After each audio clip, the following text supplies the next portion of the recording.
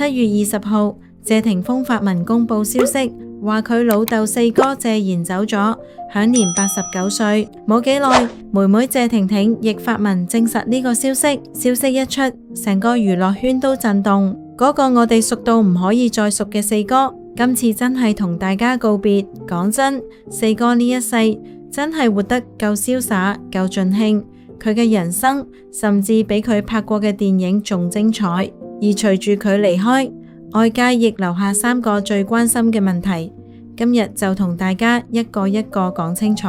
第一個問題，佢到底係一生多情定係風流濫情？好多人一提起謝賢，第一反應就係呢個老頭真係好風流，身邊好似從來冇缺過女伴。但你如果真係了解佢，就會發現謝賢對每一段感情其實都有一種好江湖嘅義氣。有人開玩笑話佢係現代版段正淳，多情亦專情，但唔算濫情。佢嘅初戀叫嘉玲，亦係當年紅極一時嘅女演員，兩個人因戲生情，係大家眼中嘅金童玉女。不過嗰陣四哥太後生，又愛玩又貪玩，再加上日日拍戲，忙到腳不沾地，女方睇唔到將來，最後心淡就選擇離開。後來四哥自己都嘆氣，話嗰陣我太貪玩，錯過咗佢。嘉玲已經喺2022年離世，而喺佢離世嗰陣，一名私生子突然曝光，仲引發唔細風波。因為呢位私生子嘅出生時間，令當時外界都忍唔住猜測呢個仔會唔會係謝賢嘅。原來嘉玲有過2段婚姻，第一段婚姻係喺佢入行之前，佢當時已經秘密生下一個仔。隨住嘉玲離世，呢位神秘長子亦首次曝光，而佢竟然就係 TVB 老戲骨黃柏文。嘉玲同謝賢主要合作嘅時間大約係1953年到1965年左右。因為謝賢唔願意結婚，嘉玲最後提出分手。而黃柏文嘅出生時間係1958年。為咗了解情況，當時有記者特登打電話聯絡黃柏文。黃柏文對呢件事亦冇否認，佢透露自己係媽媽入行前生落嚟嘅，佢自細父母分開，一度跟爸爸去外國生活，直到8歲先返香港。媽媽知道之後，有主動聯絡佢相認，只不過考慮到工作關係，佢一直冇對外公開2個人嘅母子關係。但問題嚟啦，呢個時間似乎又唔係好對得上。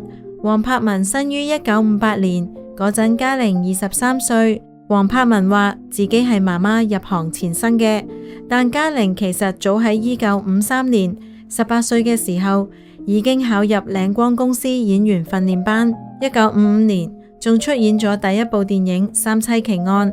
去到1958年，佢唔單止已經入咗行，仲已經拍過多部電影。所以孩子嘅父親到底係邊個？孩子到底係幾時出世？隨住嘉玲離世，呢件事亦變成一個解唔開嘅謎。之後謝賢拍電影《金鈎》時，認識咗細佢11歲嘅蕭芳芳。為咗追蕭芳芳，謝賢一度修心養性，甚至拒絕同其他女星拍親熱戲。2個人拍拖1年幾，結果謝賢最後都係因為太貪玩，唔願意好似蕭芳芳咁去學英文，去深造，最後被蕭芳芳斬斷情絲，狠狠飛走。冇幾耐，謝賢去台灣拍戲，又同女明星甄珍撻着。佢曾經講過，當時我哋都係港台最紅嘅，但我哋都冇秘密拍拖，唔似而家啲藝人咁遮遮掩掩。呢段感情係甄珍嘅初戀，同謝賢一齊之後，甄珍甚至連媽媽都冇講，直接同四哥偷偷跑到香港註冊結婚，急到連結婚戒指都未得切買。本來以為金童玉女領咗證就可以白頭到老，點知婚後2個人因為拍戲長期聚少離多，結果就俾劉家昌有機可乘。劉家昌追甄珍真係追到好誇張，由台灣一路追到日本、美國，甚至仲鬧出轟動全城、令人誤會嘅日本密會緋聞。四哥年少氣盛，又特別要面，邊受得住報紙日日咁炒作，一時賭氣就提出離婚。但其實四哥心入面根本唔捨得。據後來爆料，離婚之前，四哥曾經偷偷3次跑去台灣，人幫手想復合，甚至仲試過一個人開車上山痛哭。可惜當時誤會太深，兩個人最後始終都係簽咗離婚協議。雖然呢段婚姻只維持咗2年幾，但四哥一世都冇講過恩珍一句壞話，仲成日同人講佢係個好女人，我冇怪過佢。兩個人離婚之後斷聯咗整整43年，直到2018年恩珍籌備自傳，兩個人先終於重逢破冰。相隔40幾年再見面，四哥開口第一句竟然係問你有冇愛過我？珍珍笑住回答，梗係愛過，冇愛過點會嫁俾你？就係呢一句，將幾十年嘅誤會同遺憾一下全部解開。再到2019年，珍珍舉辦自傳發佈會，80幾歲嘅四哥專程飛過去撐場。冇幾耐，恩珍因為籌備影展太攰，胃出血入咗醫院。四哥一聽到消息，又捧住一大束鮮花，直奔病房探望。珍珍後來喺自傳入面動情咁寫道：佢對我嘅愛，我永遠珍惜。再之後就到狄波拉嗰陣，四哥剛剛憑住《千王之王》入面嘅羅四海紅透半邊天，面對細自己15歲嘅拉姑，四哥可以話係一見鍾情。拉姑一開始對佢防備心都幾重，畢竟四哥情史實在太豐富。但嗰陣拉姑同男朋友相隔兩地，聚少離多，又點頂得住四哥一輪又一輪猛烈追求？冇幾耐，拉姑就淪陷。兩個人嘅婚禮相當豪華，四哥豪宅200幾萬港幣，半個娛樂圈嘅明星都嚟晒。呢段婚姻行咗10幾年，亦新低謝霆鋒同謝婷婷，但最後兩個人始終因為諗法唔同，呢段婚姻都係走唔落去。不過兩個人離婚之後，一啲都冇反面，反而變成好朋友。拉姑曾經講過，四哥永遠係我最親嘅家人。去到2005年，69歲嘅四哥竟然同20歲嘅 Coco 拍拖，爺孫戀嘅嘲笑聲瞬間滿天飛。但四哥根本唔理，照樣拖住小女友大方行街、親吻、晒恩愛。大家都以為呢個老頭只係玩玩下，點知呢段感情竟然整整行咗13年。2018年兩個人分手。Coco 後來喺直播入面講，其實係四哥覺得自己身體唔得啦，唔想耽誤佢，所以叫佢去過自己嘅人生。四哥呢個人講到底算係有情有義。第二個問題，佢留下嘅過億遺產到底分咗俾邊個？拍戲拍咗大半世，四哥留下嘅家底據講相當豐厚。有傳媒爆料，佢名下資產差唔多有4億港幣。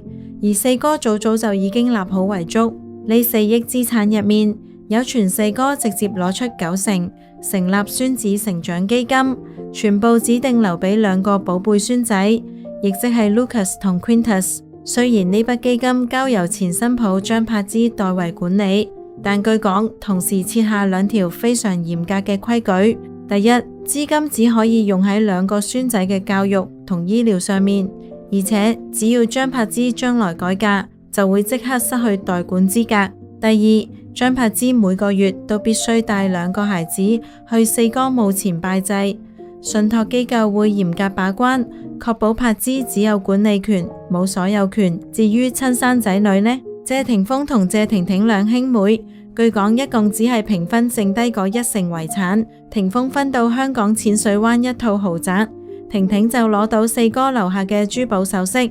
講到呢度，大家一定會覺得奇怪，四哥點解對親生仔女咁孤寒，反而將絕大部分財產留俾前新抱同孫仔？其實四哥心入面清清楚楚，謝霆鋒自己身家早就有幾十億，謝婷婷亦嫁入豪門，呢對兄妹根本唔差錢。反而張柏芝離婚之後，一個人帶住2個仔真係唔容易。更加難得嘅係呢啲年來，張柏芝對四哥真係算有孝心，逢年過節一定帶住孩子去探望。四哥病危最後階段，張柏芝礙於前妻身份尷尬，唔方便親自去病房探望，但佢做事一啲都唔含糊。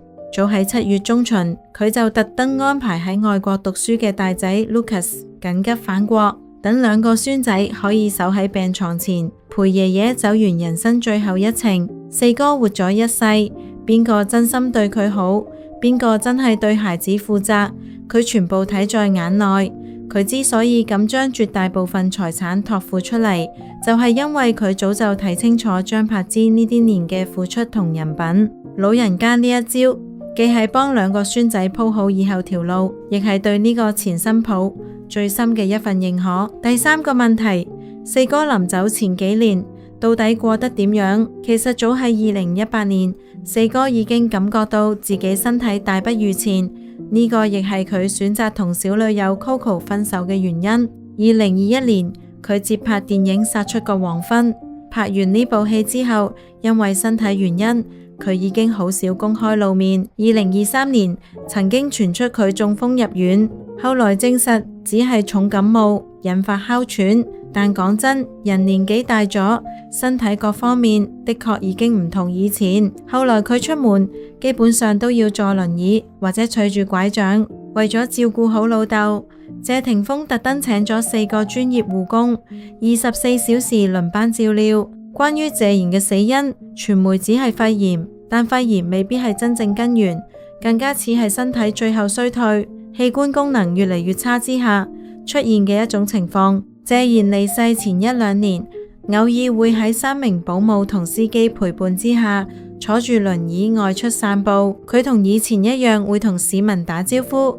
但原來嗰陣佢已經唔太認得人。TVB 演員夏雨亦向記者透露，大約1年前，佢去睇醫生嘅時候，咁啱遇到謝賢。當時謝賢喺隔離房睇症，夏雨主動同謝賢打招呼，但發現四哥已經唔太認得人。而呢一點亦得到醫生證實。謝賢離世，佢第一任太太甄珍喊到變淚人。事後甄珍接受傳媒訪問時，聲音都已經沙晒。佢話佢對我咁好，咁照顧我，又係我嘅初戀，我一世都會喺心入面留一個重要位置俾佢。甄珍表示，佢同謝賢最後一次見面係2021年。之後兩個人就再冇機會相聚。佢同夏雨講法一樣，都話謝賢晚年健康變差，出入要坐輪椅，而且有啲事情已經唔太記得。傳媒爆料話，其實早喺上星期，四哥就因為病情惡化陷入昏迷，被送去緊急搶救。當時霆鋒仲喺內地籌備演唱會，四哥就憑住最後一口氣，硬係撐到霆鋒趕返香港見佢最後一面。本周六周日，謝霆鋒喺青島仲有演唱會，官方暫時並冇發出延期通知。睇嚟謝霆鋒好大機會會頂住悲痛繼續開唱，因為呢句亦係四哥生前一直掛喺口邊嘅話。The show must go on。睇返四哥呢一世，愛過、恨過、紅過，亦風光過。佢用89年時間，開開心心、瀟灑咁行咗一轉，亦演完一場極之盡興嘅人生大戲。四哥一路走好。